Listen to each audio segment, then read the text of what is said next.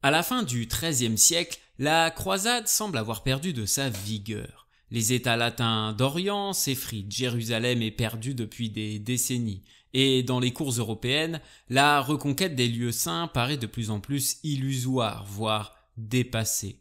Pourtant, au cœur de cette désaffection grandissante, un homme se dresse seul contre le désenchantement. Louis IX, roi de France, non seulement engage une première croisade en 1248, mais repart même en 1270 à l'âge de 56 ans, dans une ultime expédition qui scellera son destin.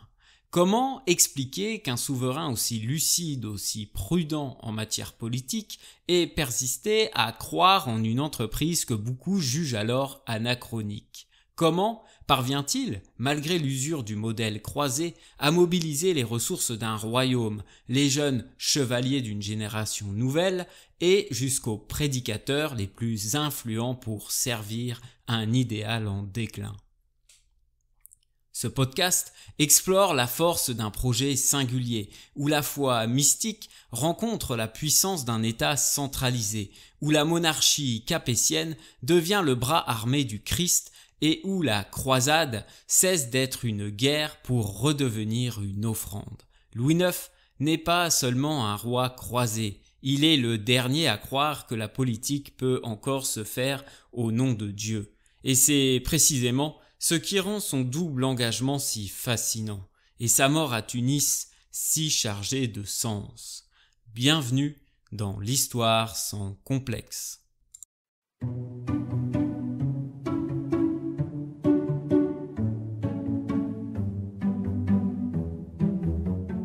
Saint Louis, dans sa conception et sa pratique de la royauté, incarne un idéal de roi chrétien pénitent qui dépasse largement les modèles de son temps. Son comportement ne se limite pas à une piété personnelle, mais relève d'une vision intégrale du pouvoir fondée sur la sanctification du souverain comme médiateur entre Dieu et le peuple. Il ne s'agit pas seulement pour lui d'être chrétien en privé, mais de gouverner en chrétien, c'est-à-dire selon une logique de service, de sacrifice et de rigueur morale rigoureusement assumée. Cette religiosité structurante se manifeste d'abord dans ses pratiques ascétiques. Louis IX s'impose un rythme de vie fondé sur le renoncement. Il jeûne plusieurs fois par semaine, refuse de manger de la viande le lundi en plus du vendredi, dort peu, porte des vêtements simples, se prive des signes de distinction vestimentaire traditionnels comme les fourrures ou les tissus fins et utilise des objets d'usage modeste. Comme le rapportent ses confesseurs, il verse de l'eau dans ses sauces pour en altérer le goût et interdit toute expression de blasphème à sa cour, allant jusqu'à faire brûler les lèvres et le nez d'un bourgeois coupable de jurer publiquement. Il pratique également des mortifications corporelles régulières. Chaque vendredi, il se fait fouetter en secret par ses confesseurs dominicains ou franciscains en souvenir de la passion du Christ. Il interdit à ses enfants de porter un couvre-chef le vendredi saint et impose la participation quotidienne à la messe et aux offices canoniaux. Dans sa cour, l'éducation religieuse est omniprésente et son hôtel royal devient le modèle d'une communauté quasi monastique au service de Dieu. Lorsqu'il quitte le royaume pour partir en croisade, il multiplie les visites dans les léproseries et les hôpitaux, se mettant à genoux devant les malades, leur lavant les pieds et les nourrissant de sa main, en parfait imitateur du Christ. Plus encore, Louis fait de son règne un temps de purification collective.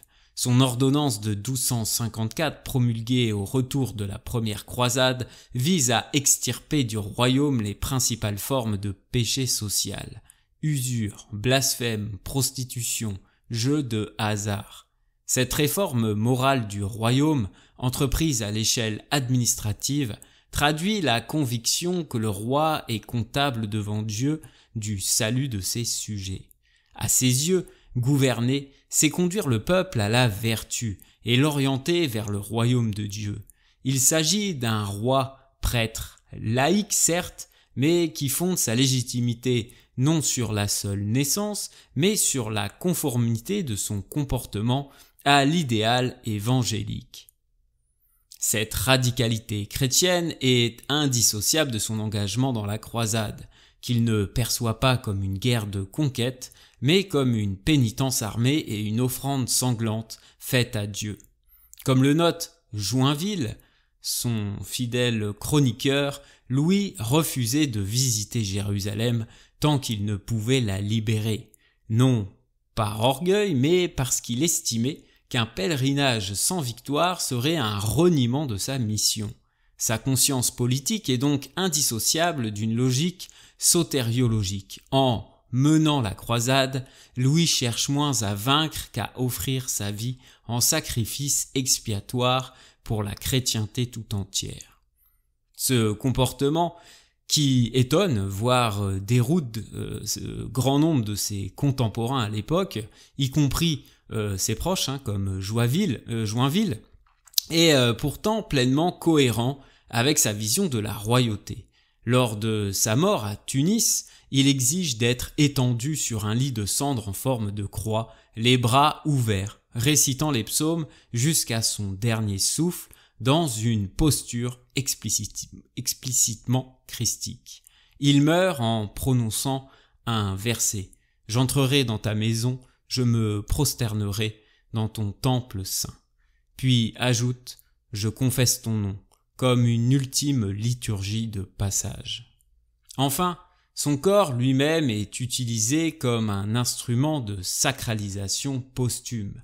Disséqué pour être transporté, partagé entre Saint-Denis, Montréal et la Sainte-Chapelle, il devient relique. Sa chair, son cœur, ses os sont exposés, vénérés, intégrés au paysage dévotionnel du royaume. Ce traitement traduit la conviction que le roi, par son comportement et sa mort, est devenu un saint, un martyr de la foi, un intercesseur pour le royaume.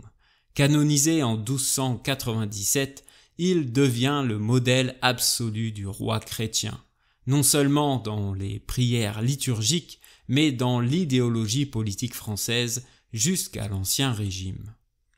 En somme, Louis IX ne se contente pas d'être un souverain pieux, il fait de son règne une théologie en actes, une entreprise d'imitation du Christ au sommet de l'État et d'accomplissement du salut chrétien par la puissance royale. Cette fusion entre spiritualité, assise personnelle et responsabilité politique fait de lui un cas unique dans l'histoire de la royauté médiévale occidentale.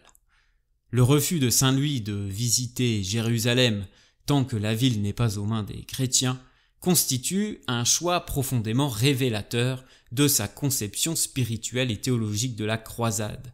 Contrairement à d'autres souverains ou pèlerins de haut rang, notamment Frédéric II qui se rend à Jérusalem en 1229 après avoir négocié sa restitution partielle sans combat, Louis IX adopte une attitude complètement intransigeante.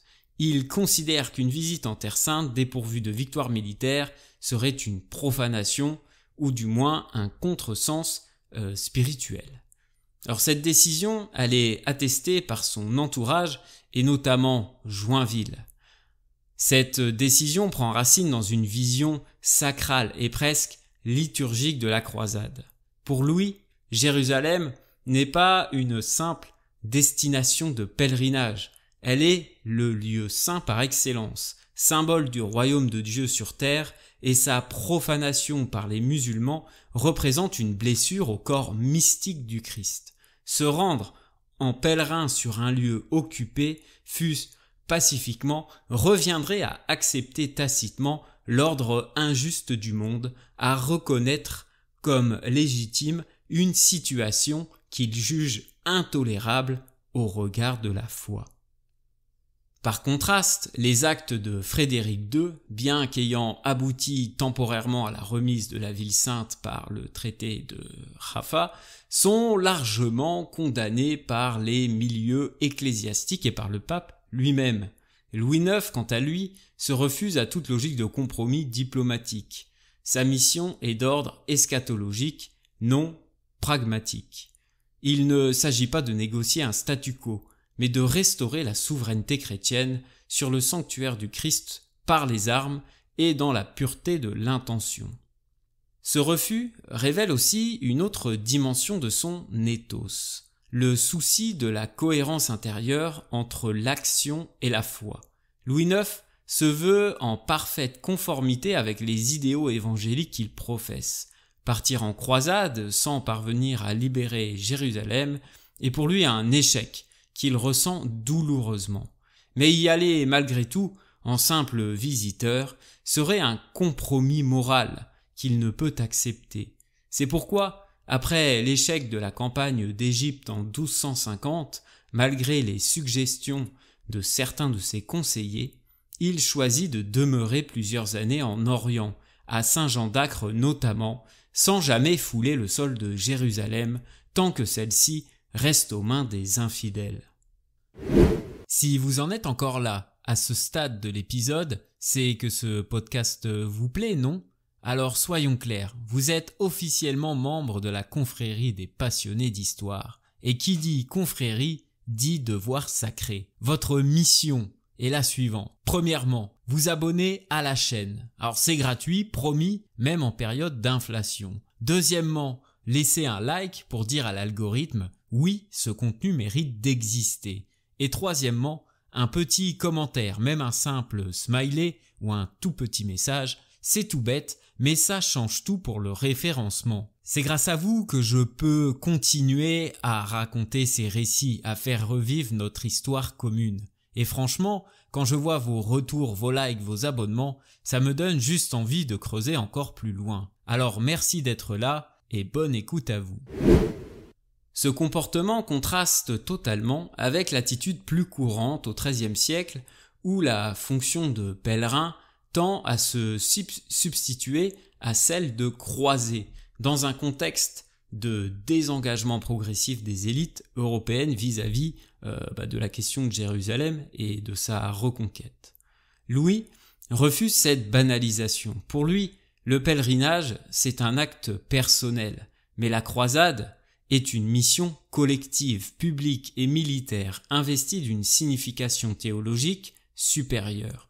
Se rendre à Jérusalem sans l'avoir reconquis reviendrait à dissocier ce que sa foi unifie, le salut, la justice et la souveraineté du Christ sur le monde.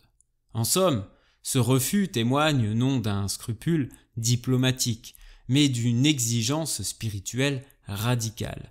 Il exprime la cohérence parfaite entre la piété de Louis, sa vision monarchique et son engagement militaire. Tant que le tombeau du Christ est profané, aucun roi chrétien ne peut s'en approcher sans avoir lavé l'affront dans le sang de la reconquête. Le choix par Saint Louis de la date de l'Annonciation le 25 mars 1267 pour reprendre solennellement la croix de croisade n'est en rien fortuit. Il s'agit d'un acte hautement symbolique qui révèle la volonté du roi d'inscrire son engagement militaire dans le cadre liturgique et théologique de l'histoire du salut. Cette date correspond à la fête de l'Annonciation, donc jour où, selon la tradition chrétienne, l'archange Gabriel annonce à la Vierge Marie qu'elle concevra le Sauveur. C'est donc, aux yeux des fidèles, le commencement de l'incarnation, le moment où Dieu entre dans l'histoire des hommes pour accomplir la rédemption. En plaçant sa prise de croix sous le signe de cette fête, Louis IX ne se contente pas de souligner la religiosité de son geste. Il lui donne une portée quasi christologique. Il s'identifie implicitement au Verbe incarné, acceptant à son tour une mission divine, douloureuse mais nécessaire pour le salut de la chrétienté. Il endosse à la manière du Christ une mission rédemptrice qui passera par la souffrance, l'humiliation, voire la mort. En cela, le roi transpose le récit de l'incarnation dans la sphère politique, faisant de la croisade non seulement un acte militaire, mais un acte liturgique d'obéissance au dessein divin. Cette mise en scène sacrée est renforcée par le cadre cérémoniel de l'événement. L'assemblée se tient à Paris, en présence du légat du pape, d'une partie du clergé et de la noblesse. Le sermon du légat est suivi d'une ostentation solennelle de la couronne d'épines, conservée dans la Sainte Chapelle. Le roi, agenouillé devant la relique, reçoit publiquement la croix. Ce dispositif, hautement codifié, évoque moins un rassemblement politique qu'une liturgie royale, orchestrée pour sacraliser l'engagement du souverain. L'exposition des reliques au peuple et aux barons, la récitation des litanies, la prédication pontificale, tout concourt à donner à cet événement la forme d'un acte de foi public, inscrit dans le calendrier divin plus que dans l'agenda diplomatique. Par ce choix de date et cette ritualisation du serment, Saint Louis cherche donc à théâtraliser son engagement comme une forme de vocation prophétique. Il transforme l'appel à la croisade en un nouvel épisode de l'économie du salut, se posant en figure christique, humble mais investie dans la continuité des grands moments de l'histoire biblique. Ce n'est pas une stratégie rhétorique, c'est une manière de montrer à tous que la croisade, loin d'être un projet politique anachronique, demeure, dans sa pureté, une exigence théologique et morale dictée par Dieu lui-même. En choisissant ainsi la fête de l'Annonciation, le roi affirme que son geste n'est pas celui d'un monarque temporel, mais d'un serviteur de la volonté divine, à l'image de Marie recevant l'annonce de l'ange. L'échec cuisant donc de la première croisade, comme j'ai dit, il y a deux croisades qui sont orchestrées par Saint Louis. Donc la première, celle d'Égypte en 1250, cet échec laisse chez Louis IX une empreinte profonde, non seulement politique, mais surtout spirituelle. Loin de considérer cet épisode comme une simple défaite militaire, il le vit comme une faute morale, un manquement à sa mission sacrée. La perte de Damiette, la désorganisation de l'armée franque, les épidémies dévastatrices, la famine, puis sa propre capture par les Mamelouks constituent autant d'événements que le roi interprète non comme des accidents de guerre, en analysant ça de façon, on va dire, purement tactique, mais comme des signes du jugement divin sur une entreprise mal accomplie ou insuffisamment méritée. Louis ne cherche pas à rejeter la responsabilité donc sur ses officiers ou sur les circonstances, il en assume personnellement le poids. Cette attitude, rare pour un souverain médiéval, reflète son exigence intérieure de justice divine. Pour lui, la croisade n'a pas été simplement perdue, elle a été indigne de sa finalité spirituelle. Le fait qu'il ait été fait prisonnier, un roi chrétien aux mains des infidèles, constitue une humiliation non seulement pour sa personne, mais pour la monarchie capétienne tout entière et à travers elle, pour la chrétienté occidentale. Il en résulte une honte collective que Louis transforme en culpabilité personnelle, nourrissant en lui le désir d'une expiation complète. Cette conscience douloureuse façonne la suite de son règne. Son long séjour au Levant, donc pendant 4 ans, en 1250 jusqu'à 1254, bien qu'il ait été libéré, libéré des Mamelouks en Égypte, tout cela n'est pas une continuation de l'offensive, mais une forme de pénitence royale. Il y réorganise les États latins, finance la fortification des places franques, distribue des aumônes massives, mais refuse tout triomphalisme. Une fois revenu en France, il s'engage dans une politique de réforme morale du royaume, comme si l'échec oriental imposait une purification intérieure du corps social chrétien. Ce traumatisme constitue également l'un des ressorts fondamentaux pour expliquer sa décision complètement folle d'une certaine façon de repartir en croisade en 1270. À travers cette nouvelle expédition, il ne cherche pas tant à reconquérir symboliquement les lieux saints qu'à réparer ce qu'il perçoit comme une offense faite à Dieu, à la foi et à la mission royale. Il ne s'agit plus seulement de sauver Jérusalem, mais de se sauver lui-même, au sens spirituel du terme, en assumant jusqu'au bout la logique sacrificielle de la croisade. Dans cette perspective, la seconde croisade qu'il mène n'apparaît pas comme une simple réitération. Elle est un acte de rédemption publique, de réparation liturgique du désordre causé par le premier échec de la croisade d'Égypte. Le roi ne le formule pas explicitement en ces termes, mais son comportement, son humilité croissante, la solennité presque funèbre de la préparation de l'expédition laissent entendre qu'il aborde cette dernière croisade non plus dans l'espérance de la victoire, mais dans la conscience qu'il s'agit peut-être de son ultime offrande, d'un chemin de croix personnel dont l'aboutissement ne peut être que la mort. En effet, c'est à Tunis, dans un camp ravagé par la maladie, qu'il s'éteint dans une posture christique dont j'ai déjà parlé en début de podcast. Saint Louis, dans son règne, va édifier la Sainte Chapelle. Le cérémonial entourant la Sainte Chapelle et l'ostension des reliques jouent un rôle central dans la construction d'une monarchie sacrée au service de la croisade. La Sainte Chapelle, donc édifiée spécifiquement pour abriter les reliques de la Passion du Christ, on retrouve d'un côté la couronne d'épines et de l'autre un fragment de la vraie croix. Tout cela devient, sous le règne de Louis IX, le cœur de la liturgie du pouvoir royal. Loin d'être un simple sanctuaire prestigieux, elle fonctionne comme un écrin théologico-politique où se manifeste la fusion entre la royauté capétienne et l'histoire du salut chrétien. La possession et l'exposition de ces reliques permettent au roi de se poser non seulement comme le défenseur des lieux saints, lointains, mais aussi comme gardien des reliques les plus précieuses du christianisme en Occident.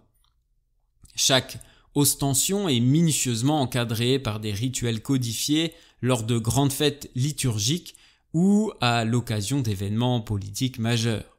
Le roi y participe quasiment systématiquement en personne, portant parfois lui-même les reliques dans des processions urbaines.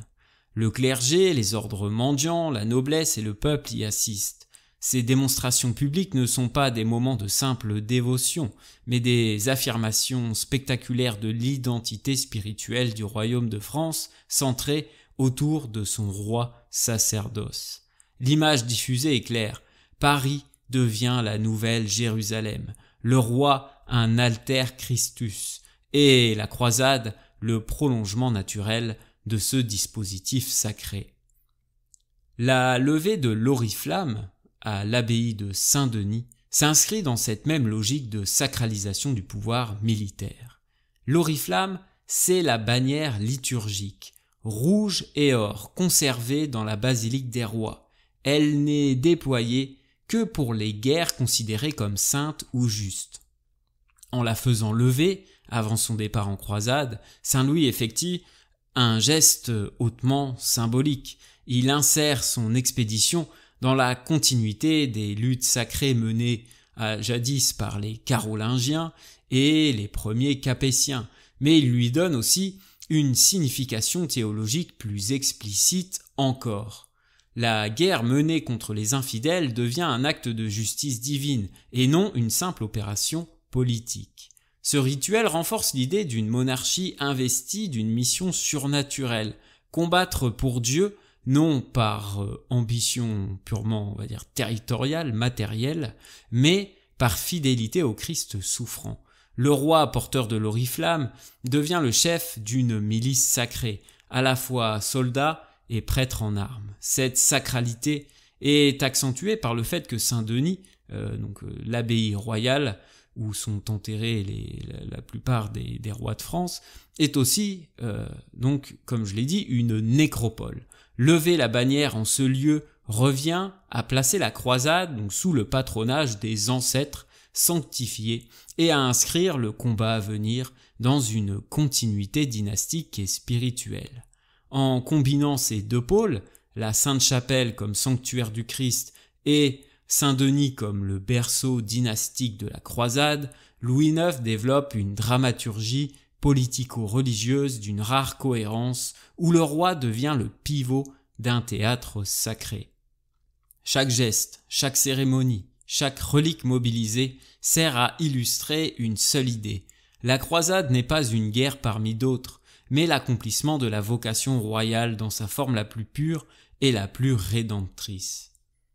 Dans l'imaginaire que construit Saint Louis autour de sa personne, le roi ne se contente pas d'être un dirigeant pieux ou un monarque engagé dans une guerre sainte. Il se met en scène comme un guide spirituel porté par la souffrance, un souverain qui assume les épreuves de son peuple pour les conduire non vers la seule victoire terrestre, mais vers une purification collective.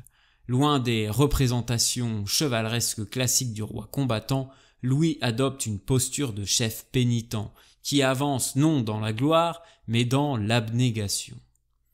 Ce rôle singulier se manifeste par sa manière de porter les charges de la guerre, non en se mettant à distance de celle-ci, mais en partageant les privations, les épreuves et les défaites dans une forme de solidarité volontaire avec les plus humbles.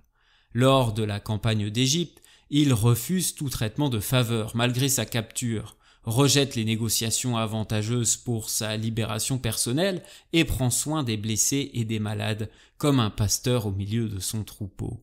Sa fonction royale se redéfinit alors. Il n'est plus simple autorité, mais intercession, dans un rapport de responsabilité morale totale envers ceux qu'il dirige.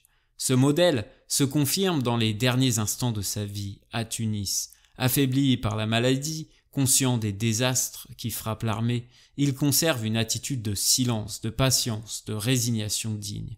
Il refuse tout confort, demande à être couché sur des cendres, dans une position de croix, et meurt en méditant des psaumes. Ce comportement n'est pas un simple acte de piété privé. Il traduit la volonté du roi de vivre jusqu'au bout sa fonction comme un acte d'offrande, une manière de convertir l'échec militaire en accomplissement spirituel. Ce positionnement exceptionnel fait de Louis IX une figure à part dans l'histoire monarchique européenne. Il ne cherche pas la sanctification par le succès ou les miracles, mais par le renoncement, le silence et l'endurance dans la souffrance. Par cette attitude, il impose une image inédite du roi chrétien, non plus celui qui règne par la force ou la richesse, mais celui qui porte le poids des fautes du royaume dans son propre corps, et oriente le sens de la royauté vers le salut plutôt que vers la domination. C'est cette logique de médiation souffrante, intensément intériorisée et visible dans ses actes publics, qui nourrit dès sa mort le culte dont il fait l'objet et qui conduira à sa canonisation. En 1267, Saint Louis choisit de réunir une assemblée solennelle à Paris pour annoncer publiquement sa décision de repartir en croisade. Ce parlement convoqué à l'occasion de la fête de l'Annonciation rassemble les grands seigneurs du royaume, les prélats les plus influents, ainsi que les représentants de l'aristocratie ecclésiastique et laïque. Il espère obtenir leur soutien et susciter un mouvement d'adhésion massif. Pourtant, malgré un cérémonial élaboré, la présence du légat pontifical et l'exposition des reliques de la Passion, la réaction de la noblesse est très mitigée. Peu de grands barons se joignent à lui immédiatement, et certains, comme Joinville, extrêmement proche de lui, refusent explicitement de prendre la croix. Cet accueil réservé révèle une certaine lassitude aristocratique vis-à-vis du projet croisé, perçu comme risqué, coûteux et éloigné des intérêts stratégiques immédiats et matériels de la noblesse. Louis IX, cependant, ne va pas renoncer. Conscient de l'échec partiel de cette tentative d'entraîner la noblesse avec lui, il adopte une stratégie complémentaire. Mobiliser une génération nouvelle, moins marquée par les défaites passées, en organisant des adoubements collectifs à la Pentecôte 1269. Lors de cette cérémonie spectaculaire, plusieurs centaines de jeunes nobles sont faits chevaliers dans une mise en scène où l'engagement pour la croisade est intégré au rite de passage à l'âge adulte. L'idéal chevaleresque est ainsi associé au service du Christ et à la défense des lieux saints, dans une tentative de régénération morale et militaire de la noblesse.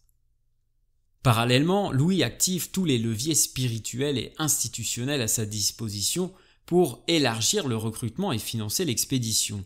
À la demande du roi, le pape accorde l'octroi d'une décime ecclésiastique, c'est-à-dire un impôt exceptionnel prélevé sur les revenus du clergé destiné à soutenir l'effort croisé. Cette mesure, bien que contestée dans certains milieux ecclésiastiques, est imposée avec rigueur. Elle s'accompagne d'un dispositif de prédication structuré, déployé à l'échelle du royaume. Les ordres mendiants, des clercs itinérants et des prédicateurs nommés par l'épiscopat sillonnent les campagnes et les villes pour prêcher la croisade comme une œuvre méritoire et pénitentielle. La promesse d'indulgence, c'est-à-dire la rémission des peines du purgatoire, devient un instrument central pour stimuler la participation. En offrant la possibilité d'un salut spirituel immédiat à ceux qui s'engagent ou qui financent l'entreprise, Louis fait de la croisade un acte de rachat collectif. En somme, face à la tiédeur des élites, Louis IX met en œuvre une stratégie composite qui articule à la fois le symbolisme religieux, les rituels dynastiques, les prédications de masse, mais aussi les dispositifs fiscaux pour financer toute cette entreprise. Cette approche montre la persistance d'un roi qui, loin de se décourager, reconstruit pas à pas une dynamique de croisade, non plus par l'élan spontané des grands, comme lors de des premières croisades, mais par l'organisation méthodique d'un royaume mobilisé dans toutes ses strates. L'un des traits marquants aussi de la dernière croisade de Saint-Louis, c'est l'isolement diplomatique. Contrairement aux croisades précédentes, par exemple la première ou la troisième, qui avaient mobilisé des coalitions de souverains européens autour d'un objectif commun, l'expédition de 1270 apparaît comme une entreprise presque exclusivement française, exclusivement capétienne. Le roi de Castille, Alphonse X, tout en ayant montré ponctuellement un certain intérêt pour la cause orientale, refuse de s'engager dans l'expédition tunisienne, préférant consolider ses possessions en Méditerranée occidentale. Quant au roi d'Angleterre, Henri III, il décline également toute participation directe. Louis IX se retrouve donc à conduire seul une entreprise de grande envergure sans le soutien des principales puissances chrétiennes. Cette absence de coordination diplomatique contraint Louis à assumer seul la responsabilité de toute la croisade, c'est-à-dire l'organisation logistique, économique, stratégique et spirituelle de l'expédition. Il mobilise les ressources de son royaume avec une certaine efficacité, mais ne parvient pas à bâtir cette coalition internationale qui aurait donné une force beaucoup plus importante à sa croisade. Ce retrait des autres souverains souligne aussi la rupture progressive entre l'idéologie universelle de la croisade et les logiques d'État désormais dominants. Il fait aussi ressortir le caractère exceptionnel de Louis IX, seul roi d'Europe prêt à risquer son trône, sa vie, pour une cause que beaucoup jugent désormais complètement dépassée. La préparation matérielle de la croisade de 1270 révèle l'ampleur des moyens déployés par Saint-Louis et met en lumière le niveau inédit de centralisation administrative atteint par la monarchie capétienne à cette date. Malgré l'absence de soutien massif des autres puissances européennes, le roi de France parvient à organiser une expédition d'envergure grâce à un arsenal logistique parfaitement structuré, mobilisant à la fois les ressources économiques, humaines et maritimes du royaume et de ses alliés. Pour le transport des troupes, des armes et du ravitaillement, Louis IX s'appuie notamment sur la flotte génoise, louée à prix d'or. Gênes, grande puissance maritime de Méditerranée occidentale, fournit des navires robustes, des marins expérimentés et un savoir-faire stratégique précieux. Cette collaboration démontre la capacité du roi à contractualiser des services à l'échelle internationale dans une logique non plus seulement féodal, comme ça l'était autour du 11e, 12e siècle, mais de façon cette fois-ci quasi étatique, fondée sur la diplomatie marchande et la solvabilité du pouvoir royal. Se met en place ici, on voit bien, en fait des relations diplomatiques, on va dire plus de type moderne, ce qui montre que petit à petit la féodalité est en train de muter. Le convoi qui va quitter Aigues-Mortes, pour rappel, Aigues-Mortes c'est le port qui a été fondé par Saint-Louis, est impressionnant. Plusieurs milliers d'hommes, des chevaux, des vivres, des armes, du matériel de siège, mais aussi des chapelains, des chirurgiens, des notaires, des juristes. Cette organisation, proche d'une armée moderne, repose sur un financement diversifié. On l'a dit, un impôt perçu sur les biens, sur les richesses du clergé, rachat des vœux de croisade, contribution seigneuriale, mais aussi gestion directe par les officiers royaux, ce qui témoigne du haut degré de structuration du fisc capétien. L'intendance, la coordination des livraisons, la tenue des registres et le contrôle des flux relèvent d'une administration qui est cohérente et qui annonce les méthodes de l'État moderne. Ce déploiement ne serait pas possible sans un appareil monarchique centralisé capable de prélever l'impôt, de contractualiser des services militaires, de gérer des approvisionnements à grande échelle et de planifier une campagne sur plusieurs années. Ce contrôle logistique et financier ne fait que renforcer la dimension christocentrique et sacrificielle de l'expédition. Le roi mobilise les moyens du royaume non pour enrichir la couronne ou agrandir son territoire, mais pour accomplir une mission purement spirituelle. Le pouvoir capétien se met ainsi tout entier au service d'un idéal eschatologique. Cette capacité unique à fusionner impératifs religieux et organisation administrative donne naissance à la croisade de 1270 et lui donne aussi une portée symbolique majeure. Même si l'expédition échoue militairement, elle démontre que seule une monarchie sanctifiée et centralisée peut encore porter le rêve d'un sursaut chrétien universel. La croisade de 1270 s'achève dans un silence lourd et un échec brutal. À peine débarquée à Tunis, l'armée capétienne est foudroyée non par l'ennemi, mais par la maladie. La dysenterie, la chaleur étouffante et les conditions sanitaires effroyables déciment les troupes. Saint-Louis lui-même succombe après quelques jours le 25 août 1270, étendu sur son lit de cendres dont j'ai parlé précédemment.